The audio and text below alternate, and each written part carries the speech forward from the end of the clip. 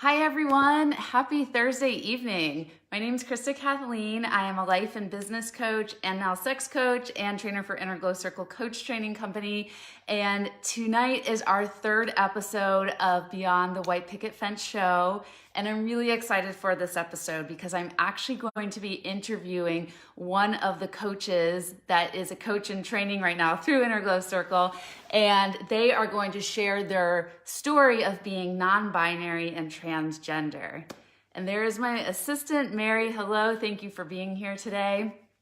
I'm super excited for Iris to come on and just give us a behind the scenes look of, answering some personal questions. And I'm going to be honest, I was so nervous with doing this research and writing the post today and just being worried that I was going to offend the community and get things wrong. And I already actually messed up. I put the title as being binary, which actually means that you identify as male or female. So I learned that it's non-binary when you identify with something outside of male and female.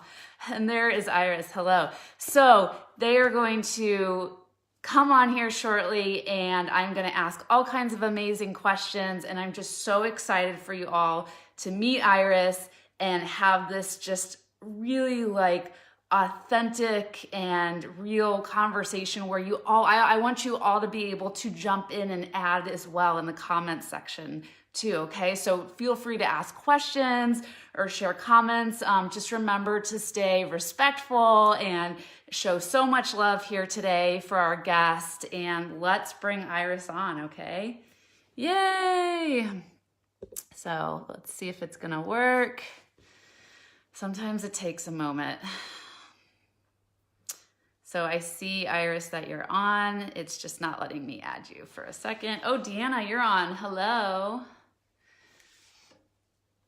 Sometimes it just takes a minute or two. I'm so excited to see people excited about this topic. So yeah, this is the third episode. And if you've all seen, I upgraded my light situation. So if you're like, damn, Crystal looks amazing right now, it's because I have these 3 lights set up and I'm trying to upgrade the quality for you all so you can have an amazing viewing experience. Iris, it is not letting me add you. See, I just did the little swipe thing that says, allow your viewers to request to join you as a guest in your broadcast. So see if that comes up. There we go. Approve.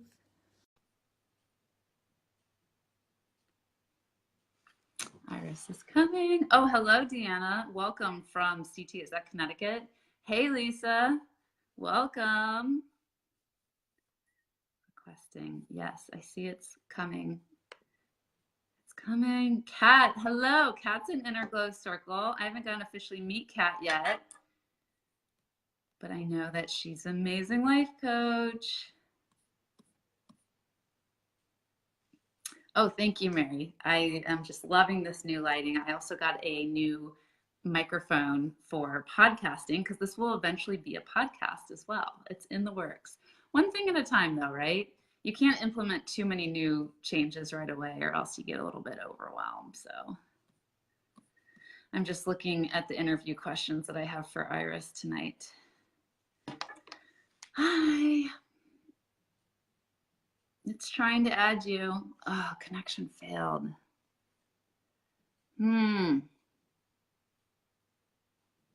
Iris, why is this not working? We were supposed to do a Zoom call tonight and that wasn't allowing me to connect. Man, it's just one of those days. Everyone watching right now, how are you doing? Tell me about what was the best part of your day today? I would love to hear from all of you. All right, it's so easy to find things that suck or things that didn't go well, but tell me what was actually the best part of your day today while we wait for Iris to be added.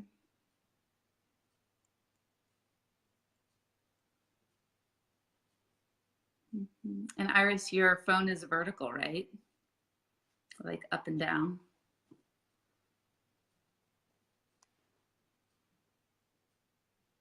Oh dear. What does that mean?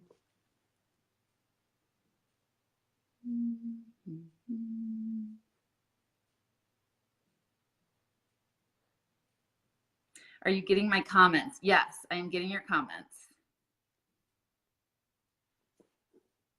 Oh, we have so many people on right now. And I know they're not here for me. They're here for you, Iris. Okay.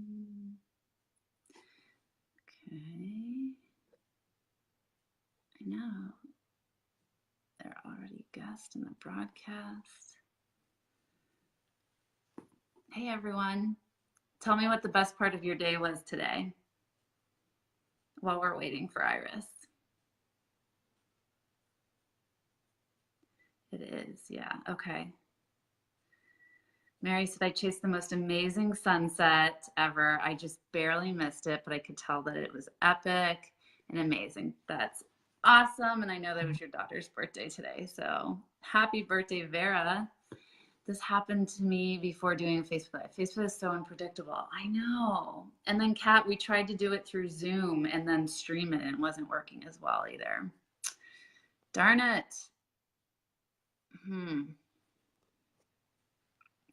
What is going on?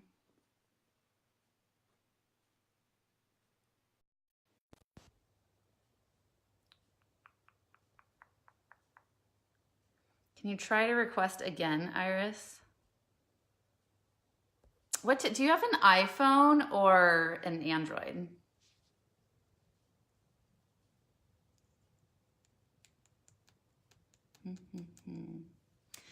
So let's see, Facebook let me request via the video, but I don't see any other updates or buttons or anything. Yeah, it's being weird. Does anyone have any suggestions on what to do in this situation?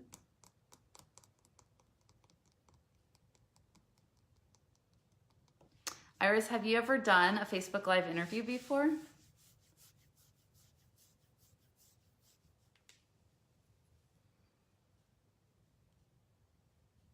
If you want, let's try to, should we start over?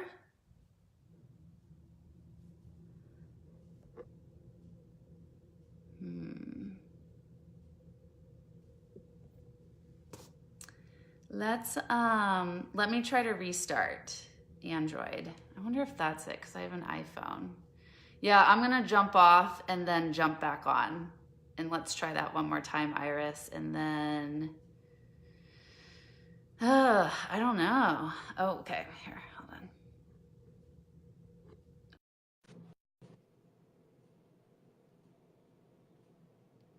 Start over. Okay, thank you, Kat. If this doesn't work this time, we'll start over.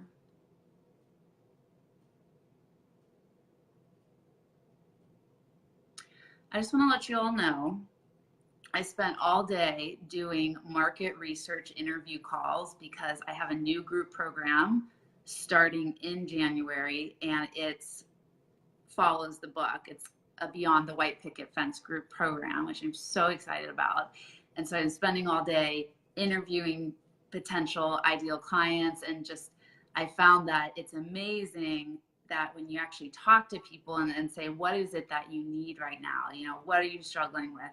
What do you desire? What feels out of reach? Like, it makes it so much easier with planning your programs. And so I'm like, oh, you're here. Ta-da! What was different about this time? I closed out Facebook. Yeah, I just closed Facebook and came on, and I got a request from you rather than trying to request you. So that worked. Hi, everybody. Hey, hi. Thanks for waiting. Iris is here. Okay, let's get this interview. Do you like my lighting? Yeah. What'd you say?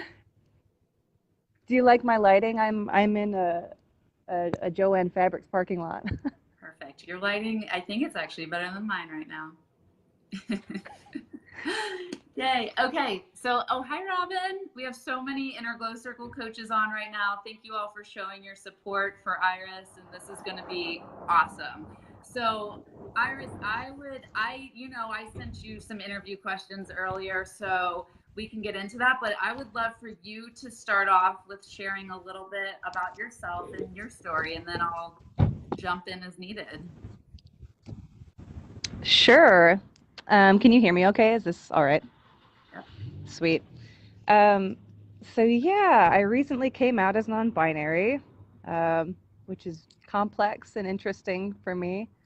Um, from a gender perspective, my background is really just that kind of was a tomboy growing up. I never really identified with being feminine. I've gone in and out of phases where I am owning my femininity or owning masculinity. And I never really knew what it meant or what it was. Probably about 5 to 8 years ago, I changed my pronoun on Facebook to he, just because I was irritated with gender generally, and I wanted to kind of mess with people. And once everybody really started having a sort of global conversation about pronouns, I changed it back to she, and then I changed it to they, and then I changed it to he again. I think it's they right now, which kind of represents my level of understanding of my own gender at this point. um, so yeah, I mean, that's kind of the really broad overview Mm-hmm. of how I got to being where I am now. I'm not sure if that is a proper description. Yeah, well, that was one of my questions was, what pronoun do you go by right now? And so for anyone watching, and let me know if I'm not saying this right, but usually when people identify as non-binary, you don't use he or she, which is what we've been accustomed to using our entire life, and we would say they or their or them instead. Is that correct? It really depends on the person. So I identify as non-binary because I do not relate to either cis masculine male or cis feminine female. Um, in other words, what is typically understood by our culture as male or female. I don't relate to either of those. I sometimes relate more masculine. Sometimes I feel more feminine. I change my look based on the day and based how I feel. Sometimes I feel like neither. And I think non-binary is a designation that you don't identify specifically with one or the other, but it can be fluid, it can be both, it can be neither. So everybody's going to have different pronoun preferences. I am personally pronoun agnostic. I really don't care how I'm referred to. It is not necessary for me to hear a certain pronoun in order to validate my gender identity. Um, I've only heard one other person say that. So most people do have a strong preference, and they feel anxiety, stress, depression, upset if they are misgendered, after publicly coming out as like, please refer to me as he, she, or they. Um, I have some people that are referring to me as they, which is, I think, super polite and really sweet. It's not something I need right now. If someone refers to me as he, I'll be very tickled, but I do not expect it because, as you can see, I still present pretty female. I'm not attempting to present androgynous, and that's a longer conversation we can get into later if necessary. But yeah, that's my answer about pronouns. There's a couple terms you said that so you said cis something, and I've seen that term online. What does that mean exactly? Yeah, so cisgender just means you present as the gender you were assigned at birth, and the way I used it was kind of to imply traditional interpretation of male or female. Okay, so am I like a cis female? I believe so. That's up to you, but that's my guess. All right. Okay, great. And then I've heard you also describe yourself in the term as transgender. So would you be able to explain to us a little bit about what that means? Totally. I am not sure yet whether I am taking on the trans label or the transgender label. Trans basically just means you don't identify with the gender you were assigned at birth. It is a very large umbrella. It does encompass non-binary people, so non-binary people can identify as trans. It also encompasses um, binary trans people, so someone who is assigned female at birth but prefers to identify with pretty traditional male masculine personality identity.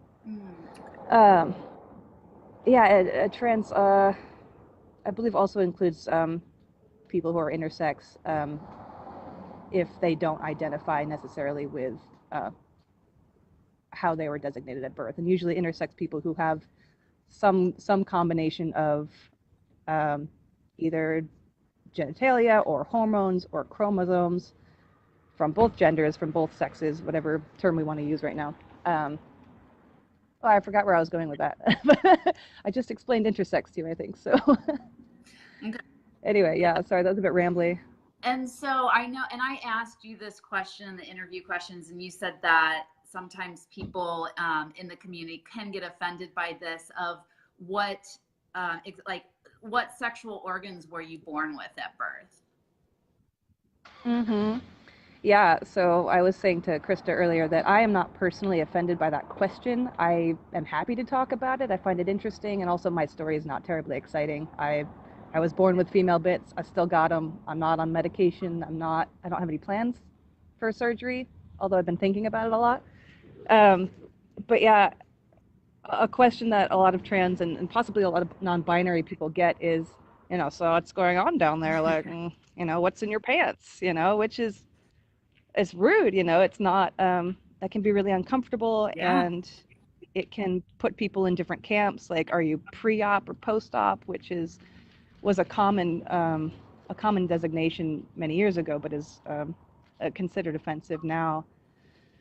And it's really just about, if I say, whether I'm presenting masculine or not, let's say I tell you I'm male, I'm a man. Um, I would hope that you would respect that. And when I say you, I mean anyone, not you, Krista. I would hope that you would respect that and not need to question it by asking, well, do you have a dick?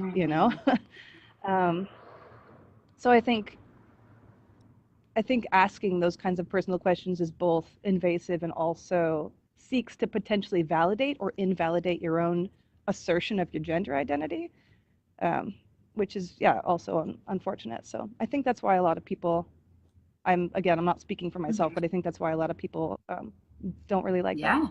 Yeah, that makes sense. It is a really intense question. I even wondered myself asking you, should I ask this? But you, like you said, you seemed like you're like, yeah, go for it. I'm an open book, which I really appreciate right now. Hmm. And this is going to help anyone watching too, to let them know, like, yeah, that question can be potentially triggering or offensive. So I think that's good Hmm. to know. And then, okay, this may be a really dumb question, but so you said you have thought about surgery before. What exactly would you get with the surgery? Oh my God. This is a question. I love this. It's a question I haven't answered for anyone, I don't think, except for some very close friends. Um, I don't really know, but sorry, I'm trying to like set this up because I'm shaking a little bit. It's cold out. Um, so I've done a lot of research, and I'm considering myself non-binary right now because I really lean masculine, but I'm afraid to present that way. So in doing this research, there's a lot of questions. I have never really felt attached to my breasts unless someone who loves me is touching them. So therein lies the tear. But I would consider getting a mastectomy if at some point I felt like that was right for me. Um, Bottom surgery for female to male transitions tends to be either metoidioplasty, which is altering the clitoris to become a neophallus, like a smaller penis. And phalloplasty is taking skin and flesh and a nerve from either your arm or your back or your leg and creating a phallus from that. I think if I did that, I'd probably go for the phalloplasty, but again, I might never do that. I haven't quite figured out what I want yet. Yeah. Well, thank you for being honest about that. I think this is super interesting. And do you have to? I'm very familiar with the world of plastic surgery, and I think plastic surgery is incredible. But do you have to find like specific plastic surgeons that specialize in doing these type of procedures, I assume? I expect so, yeah. And there's a lot of talk about like famous ones or people who are most trusted in the trans community. So um, that information gets passed around, I think. I don't really know like what percentage of doctors are specialized in that, but yeah. Yeah. Huh. Very interesting. Oh my gosh, I'm learning so much already. Thank you, Iris.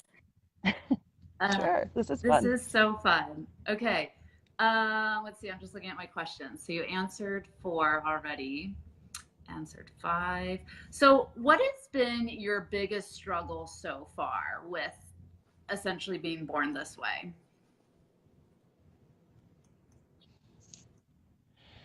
That's a good question. Um, I guess I'd say two things. My biggest struggle lately is maybe like owning that this is who I am and this is what I believe and this is what I feel. And even though I present as kind of like hard femme. I dress kind of masculine, but I have come into my makeup world in the past few years. Um, Even though I present feminine, that I have a right to call myself non-binary, or I would have a right to call myself trans if I were going to do that. So that's a challenge, is sort of just feeling validated. Um, the other challenge is figuring out the other challenge is figuring out what I really want and what I am. Um, and I guess this is as good a time as any to go into what I think that gender is. Mhm. Um, Forgive me for rambling a little bit, but this might be relevant. um, so I'm at a point in my life where I don't believe in gender anymore. I see gender as primarily a social construct that we made up, and we have two buckets, and we put pants in a bucket and a skirt, and we put pink in a bucket and blue in the other, and then we switched them 200 years later because blue used to be for little girls and pink used to be for little boys.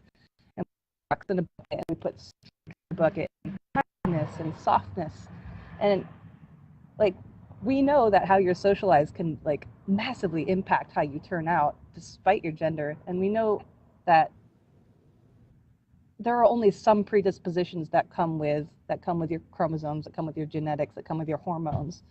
um, so anyway, I don't really believe in gender anymore. So when I say I'm non-binary, it's kind of because I'm like, well, what's a man anymore? What's a woman anymore, and those definitions only seem to hold because we have been socialized to believe that, well, women wear pink and like shopping and are really nice and sweet and soft, and none of that's true anymore. Yeah. It's like kind of putting you in a box, essentially. Hmm. Yeah. So for me, one of my greatest challenges is, if I don't believe in any of this, how can I decide that that's what I am? Um, Rather than just, there are aspects of what we consider gender that I might want. Like, I would really like a beard. Does that mean I want to be masculine, or does that mean I want hair on my face? Like breaking it down to its like very base component parts. Um, I want to be perceived as male.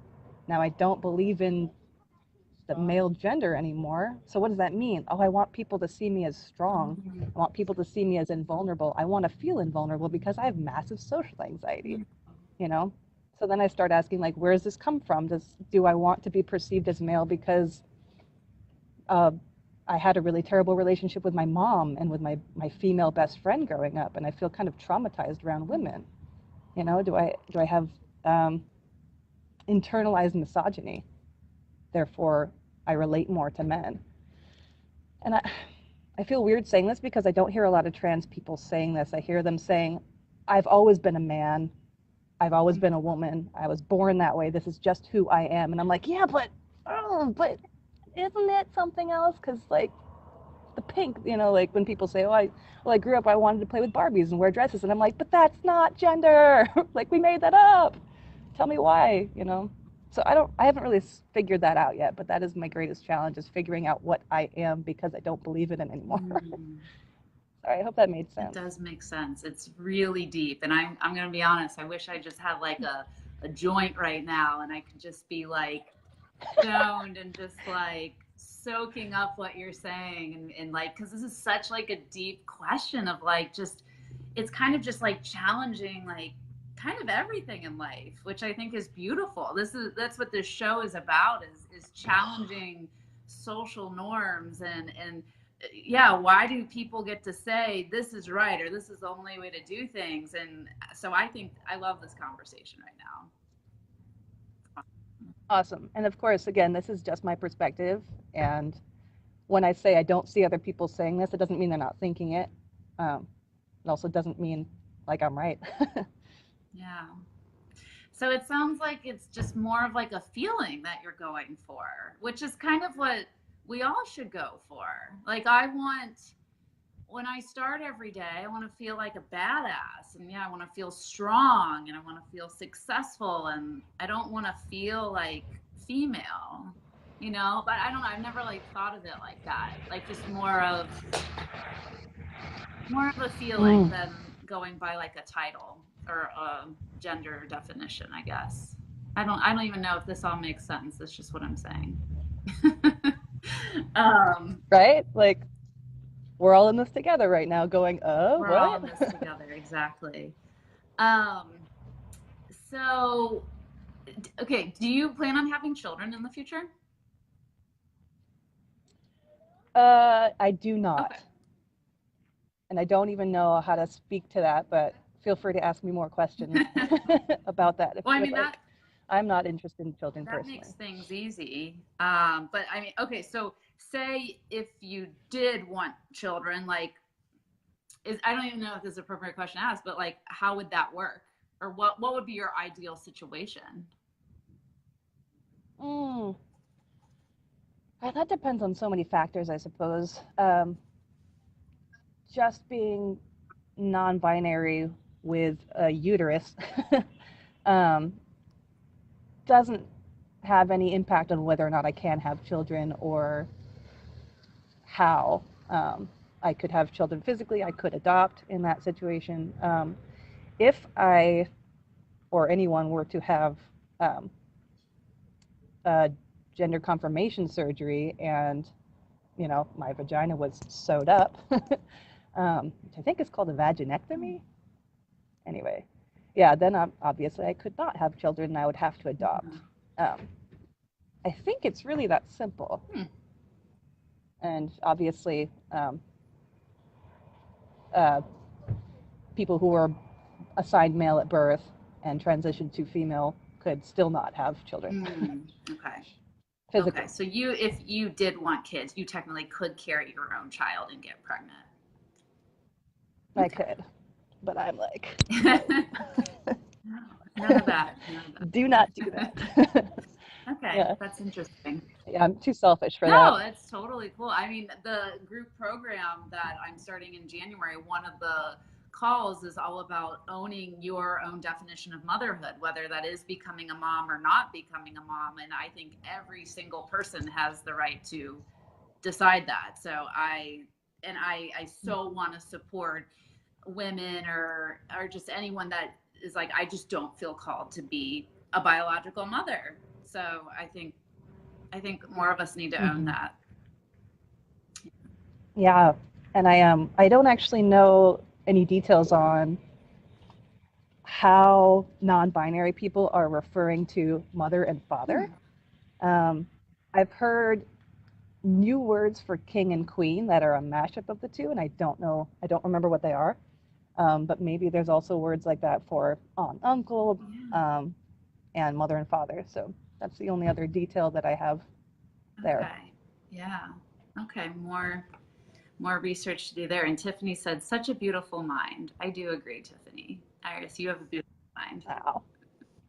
Wow. Um, Thanks. let's see. What was my next question? Okay. When you date people, do you date men, or women, or non-binary, or what do you That's a prefer? fun question. Um, so, oh, that's such a funny question. Yeah, I'm just going to answer like the natural way and then I'll criticize it. So I consider myself straight, which would mean as a female, I date men. I'm primarily attracted to men. But I guess if I'm non-binary, does that make me straight? I don't know. Yeah, I'm primarily attracted to men. I'm also attracted to women. I have had sexual intercourse with some women, but I don't find myself emotionally drawn towards women, romantically drawn, I guess. At least not Mhm. yet. Um, yeah, and I've never dated anyone who is non-binary or trans. There are a couple non-binary people who are and trans people who are attracted to me, I think, which is really interesting. Hmm. Um, but yeah, I don't have any like exciting experiences there. Okay. Yeah, no, that's perfect. Thank you. That answers my question there. Sure. Oh, I guess though I should call out in case there are some people listening who are not quite sure. Gender identity and sexual orientation are completely separate. They do not necessarily affect one or the other. So if I were to identify as male, that does not make me Mm. gay. Well, that would make me gay, but anyway, they don't necessarily impact one another. So it's funny, like when I told my parents, I think I might be trans or non-binary, they were like, "But I thought you liked men," and I'm like, "No, it has nothing to do with that, like nothing at all." So, So that's interesting right there. How did that conversation go with your parents? oh boy, um, it went surprisingly great with my dad. Um, and he's cool and progressive, but he did still ask that question. Oh, but I thought you liked men. So I was like, do you really understand what I'm saying, actually? um, but yeah, I was like, so if I show up with a new name and a beard next year, you won't freak out? And he's like, nah, I've kind of seen it coming. Like, you'd still be the same person. I was like, oh my Right. God, you just dadded the best dad right now. Like, awesome. My mom, on the other hand, told me that I was wrong and that I'll always be her little girl, and her little girl's dead, and she has no children anymore, and I can't do this to her because she actually did have what what would have been my older sister did die before I was Mm. born, so she has some trauma around that. But yeah, wow, probably shouldn't have said that online. Anyway, it's fine. So she didn't respond so Yeah. well because she's clearly scared, and I don't think she knows what to expect. So Right. No, I so appreciate you being honest and open about that. And that's what makes this conversation so real is being able to share something like that. And it just sounds like it really has nothing to do with you at the end of the day. And it's like you said, all about her fears and losing it was your sister that you lost? Or, yeah, she would have been my sister. She would have been my older sister. So I never met her. okay. Yeah. So Yeah. it's And she was about like a year old, um, but it was still very, very traumatic for my mom. yeah. So you weren't born yet. That's why you didn't get to meet your older sister. Yeah, it was some years before I was born. Mm. Um, uh, but yeah, I think it's funny, both of my parents are very, they're kind of like old hippies, both rock and rollers. And she's very new agey, but I don't think she's in a very small town and has always been in a very small town. I don't think she knows, she has gay and lesbian friends, but I don't Right. think she knows anyone who is trans or non-binary. Yeah. So Yeah. That's so tough, but it's sound like let's see, what am I trying to ask? What helps you to remember to still like love her and that she's still your mom at the end of the day? well, I should have a good response to that. I've always had a pretty strained relationship with her, but I know she cares about me, and I know she really just wants me to be safe and okay. And I think it's understandable that if I throw a massive unknown in there, that she would be scared for me. Although, to be fair, I think she relies a bit too much on who I am and what I'm doing in her own well-being. Like, she gets upset about my tattoos and about my hair, and she's like, "You're hurting me," and I'm like, "I'm not hurting you. You're fine. Like, your well-being should not depend on Right. what I look like."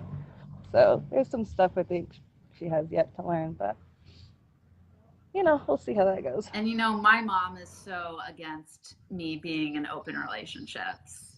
She just doesn't Same. understand it and is always like, I mean, we're not really Lutheran anymore, but she kind of like prays for me that I'll want to just stop it someday, and that I'll be like, no, it was all a mistake. And I tried to have so many conversations with her and tell her it's not just like a simple quick little decision. It's more of like a living, and it's a way of thinking, and it's a part of like who I am to the core. But it's just not like penetrating, and it's really frustrating. And so I still just like I still have so much love for her, and I always will, but sometimes I just have to like remove myself from those conversations and put up boundaries, because I can't have someone challenging and questioning. I mean, they can if they want to, but I don't want to be like affected by it at the end of the day, because it's so important to me. So Totally. yeah. Yeah. Yeah. It's a thing. Wow, we But got people all watching right, from well, Japan. This is crazy. there's people watching from Japan? How do you Yeah, know that? I can see who's popping on here. Well, hello, who's That's ever really from interesting. Japan? I'm so excited you're watching right now. So we're getting to the end here, but the last question okay, I have two more questions for you, Iris, is so you are training to become a coach right now through Inner Glow Circle, and I'm really curious.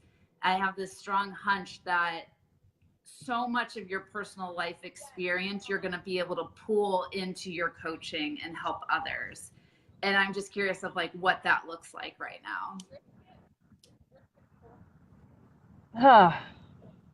From a gender perspective, Or I'm going to challenge you um, to go beyond gender and more of this feeling of like, who am I? Or what do I like, that deeper down question of like, mm, what do I really believe about myself at the end of the day?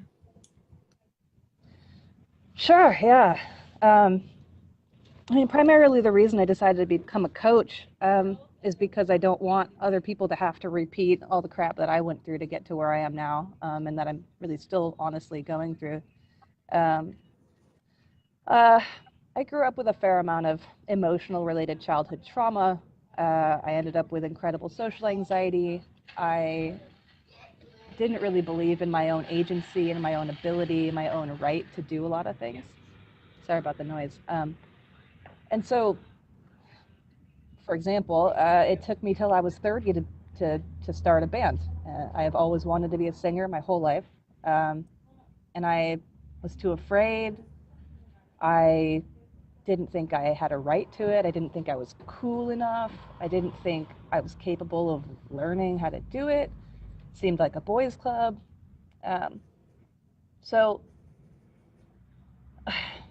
a lot of what I want to bring to coaching is being kind of a vulnerability warrior, um, going into life and saying, I am going to feel discomfort and I am going to come out the other side stronger.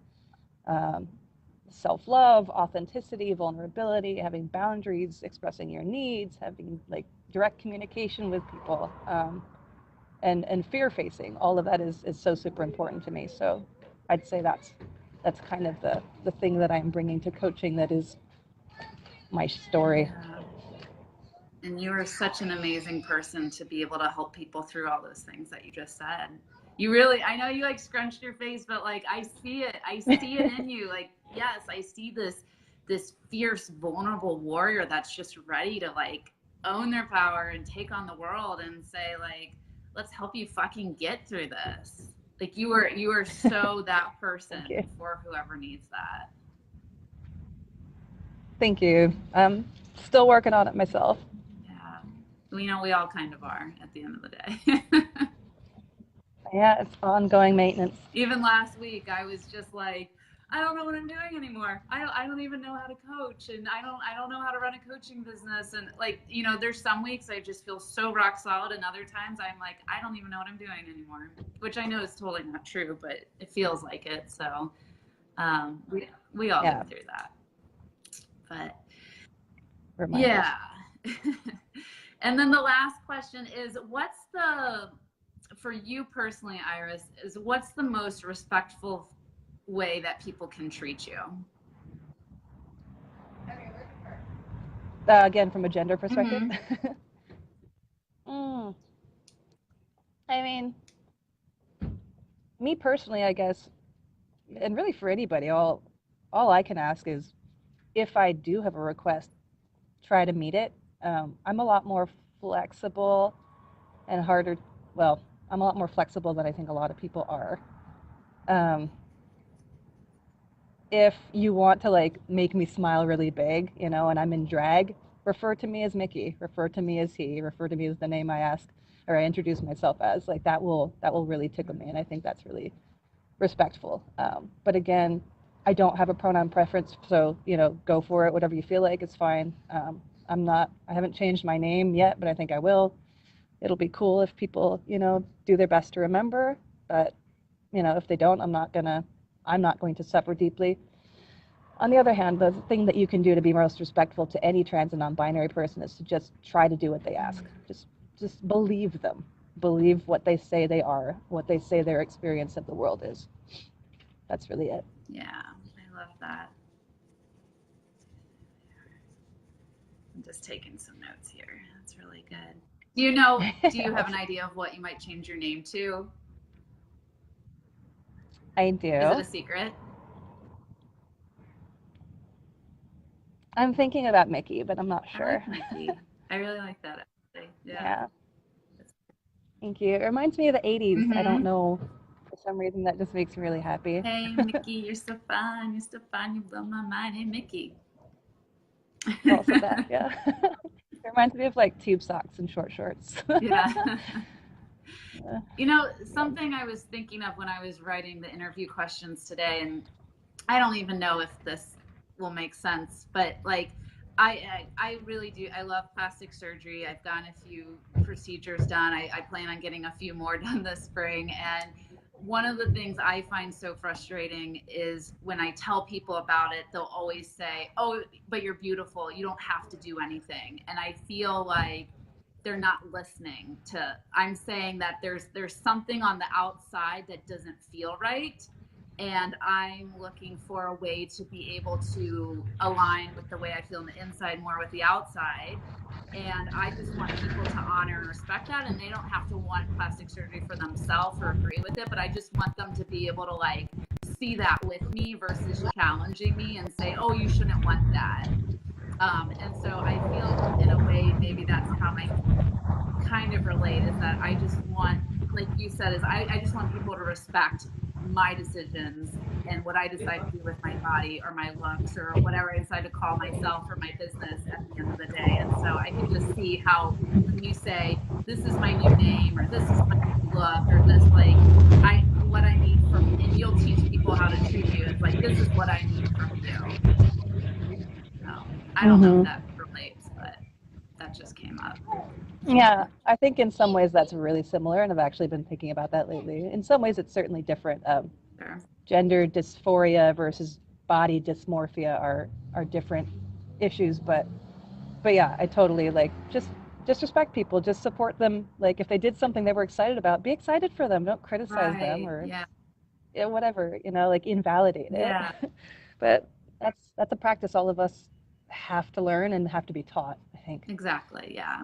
And I think the most important thing is us personally accepting and owning it first, and then it'll be easier for other people to follow once we decide how we feel about something, and then we're like taking on the energy of like, okay, this is what I'm going to teach people to treat me as. So I really believe in that. Totally.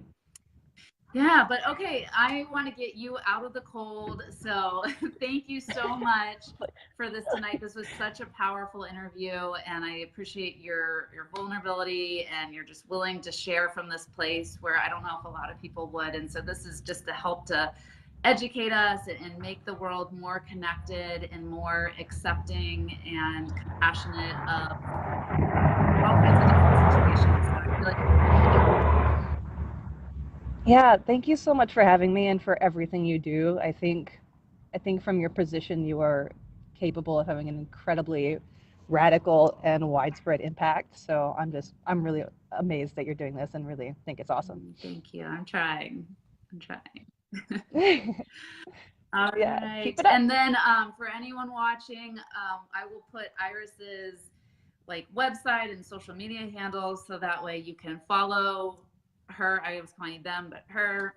Uh, and Yeah, and if anybody has any yeah, questions, like, and they're replaying, I'll come back and maybe check out the comments and see if I can answer anything. totally. And then Iris has some great resources as well that she shared with me earlier, and I was checking them out, some articles and a great YouTube channel that explains a lot more about all this. So I will also post all that here so that you all have access to the resources because let's keep the learning going on, right? Hell yeah. Yeah. All right. Thank you so much again, and I will see you in coach training.